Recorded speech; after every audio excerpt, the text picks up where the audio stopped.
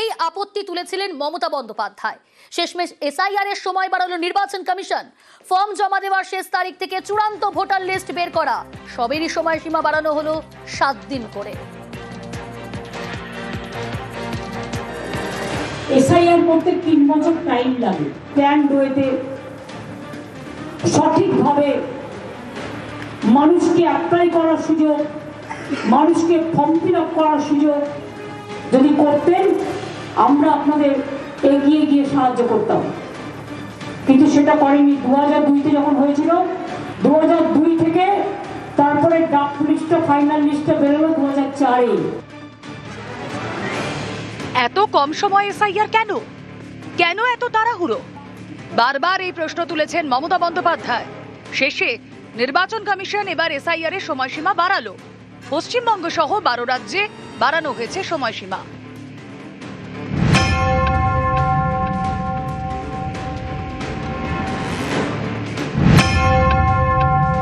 SIR form জমা শেষ দিন ছিল 4 ডিসেম্বর, সেটা বাড়িয়ে করা হলো 11 ডিসেম্বর। খসড়া তালিকা প্রকাশের দিন ছিল 9 ডিসেম্বর, সেটা হলো 16 ডিসেম্বর। 7 ফেব্রুয়ারির বদলে চূড়ান্ত ভোটার তালিকা প্রকাশ হবে 14 ফেব্রুয়ারি। পশ্চিমবঙ্গ তো কঠিন ঘাঁটি, কঠিন মাটি। একদিকে যেরকম নির্বাচন কমিশন প্রকারান্তরে স্বীকার করে নিলেন যে তাদের নির্ঘণ্টটা ঠিক ছিল না, তাদের প্রস্তুতি ঠিক ছিল না, তার জন্য যে 35টা প্রাণ চলে গেল, তার কৈফিয়ত কে দেবে? এই 7 দিন বাড়ালেই যে তারা সব কলঙ্ক মুক্ত হয়ে যাবেন নির্বাচন কমিশন বা তাদের পেছনের মাথা বিজেপি, এটা মনে করা খুব ভুল। 7 দিন বদলাতে বাধ্য হয়েছেন আমাদের চাপে। নির্বাচন কমিশনের দ্বিধাগ্রস্ত, সেটাই প্রমাণ হচ্ছে। পরিকল্পনার অভাব ছিল কিংবা উদ্ভূত পরিস্থিতির জন্য করেছে, সেটা নির্বাচন কমিশনের বক্তব্য। আমার তো মনে হয় আরও ভালো করে, আরও সময় দিয়ে ধীরে সুস্থে করলে বেশি ভালো হয়। কারণ মানুষকে অকারণে অশান্তি ঝঞ্ঝাটের মধ্যে না ফেলে যেটা সহজ সরল হয় সে কাজটা করাই তো ভালো। তাই জন্য নির্বাচন কমিশনের বিরুদ্ধে আমাদের অভিযোগই প্রথম থেকে বলেছি, ইল টাইম, পরিকল্পনার অভাব, ল্যাক অফ প্রিপারেশন।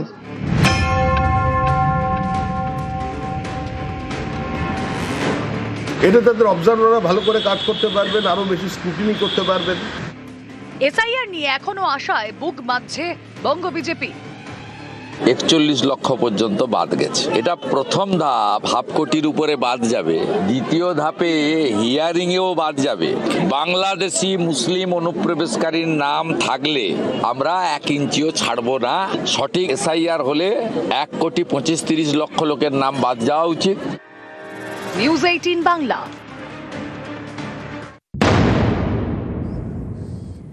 শেষমেশ এসআইআর এর সময় বাড়ালো নির্বাচন কমিশন। এদিকে এসআইআর এ একাধিক বিএলওর মৃত্যু এবং অসুস্থ হওয়ার খবর সামনে এসেছে। 7 দিন যথেষ্ট সময় নয়, এমনটাই দাবি বিএলওদের একাংশের। এটা আমাদের একটা প্রাথমিক একটা জয় বলা যেতে পারে, কিন্তু এটা তো সমস্যার সমাধান হলো না।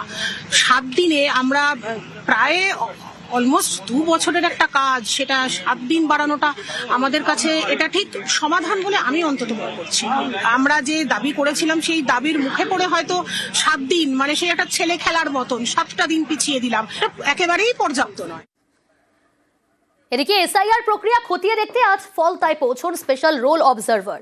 সঙ্গে ছিলেন জেলার রোল অবজারভাররা। ফলতা বিডিও অফিসে এসআইআর নিয়ে বৈঠক করেন সুব্রত গুপ্ত। মহকুমা শাসক, বিডিও, বিএলওদের সঙ্গেও বৈঠক সারেন স্পেশাল রোল অবজারভার সুব্রত গুপ্ত।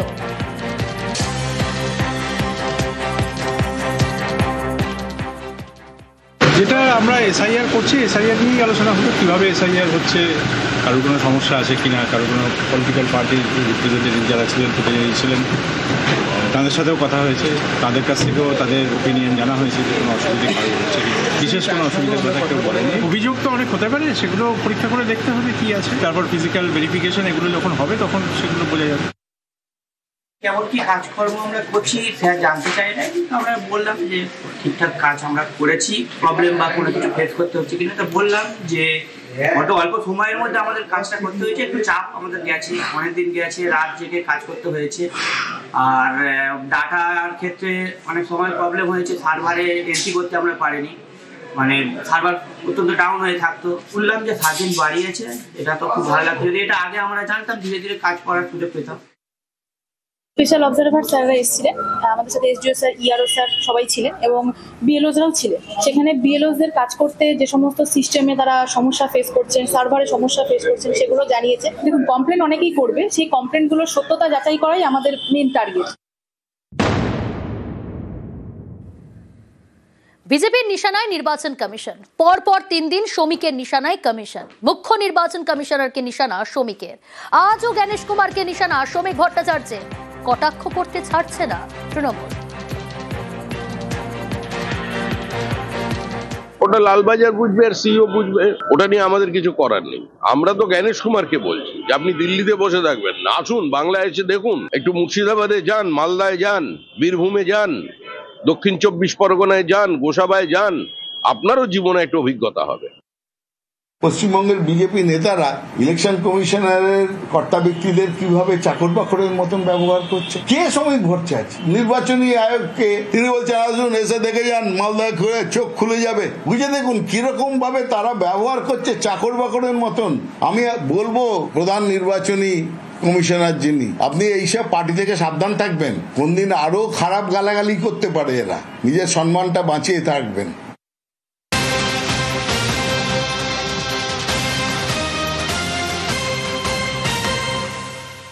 এদিকে এসআইআর এর চাপে অসুস্থ এই আরো ব্রেন স্ট্রোকে আক্রান্ত পিংলার এই আরো বিবেকানন্দ পাল। বাড়ি নন্দীগ্রামের হাঁসচড়ায়, যে খবর আসছে এই মুহূর্তে, এসআইআর এর চাপে অসুস্থ এই আরো ব্রেন স্ট্রোকে আক্রান্ত পিংলার বাসিন্দা বিবেকানন্দ পাল। সুজিত রয়েছে টেলিফোন লাইনে। সুজিত, পরিবারের তরফ থেকে কি জানানো হচ্ছে, কি দাবি? দেখো, পরিবার সরাসরি অভিযোগ করছেন যে এসআইআর এর চাপেই অসুস্থ হয়ে পড়েছিলেন।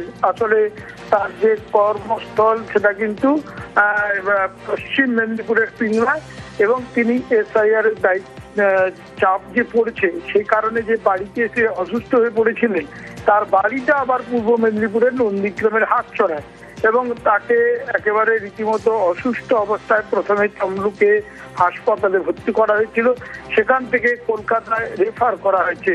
Pingla block youth officer Vivekananda পালের বাড়ি পূর্ব মেদিনীপুরের নন্দীগ্রামের হাটচড়ায়, তবে কাজ তাকে করতে হচ্ছিল পশ্চিম মেদিনীপুরে, এবং সেখানেই তার কাজের চাপে তার যে অসুস্থতা সেটা বাড়িতে এসে জানান, এবং শেষমেশ স্ট্রোকে তার অসুস্থতা বাড়ে এবং তমলুক মেডিকেল কলেজে নিয়ে যাওয়া হলে সেখান থেকে রেফার করা হয় কলকাতায় হাসপাতালে, এবং হাসপাতালে কলকাতায় নিয়ে যেয়ে বেটার চিকিৎসার জন্য। তবে পরিবারের লোকজন কিন্তু সরাসরি অভিযোগ করছেন যে তার যে অসুস্থতা সেটা কিন্তু এই এসআইআর এর যে কাজ, তার চাপ এবং টেনশন সেটা ক্রমশ বাড়ছিল, এবং বাড়ির লোকদের সে কথা বাড়িতে গিয়ে বলছিলেনও। এবং এই বিষয়টি যখন সামনে আসে, তার যে অসুস্থতা সেটা কিন্তু দ্রুত তাকে কিন্তু নন্দীগ্রামের হাটচড়া থেকে তাকে নিয়ে আসা হয় তমলুকে।